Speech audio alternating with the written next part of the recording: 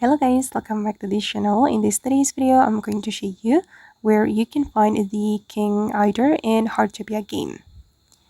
Okay, let's get into it guys. The King Eider is one of the birds in Heartopia, and I've just captured the King Eider while doing the bird watching hobby. Well, let me show you how the bird looks like.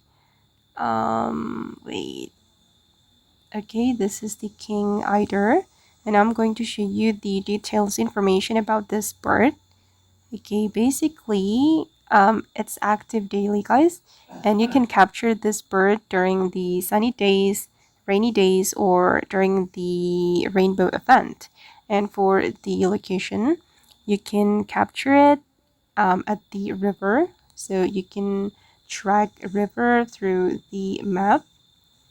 Okay, you can go to this river, the Giant Wood River, or the Tranquil River, or this Rosy River, or Shallow River.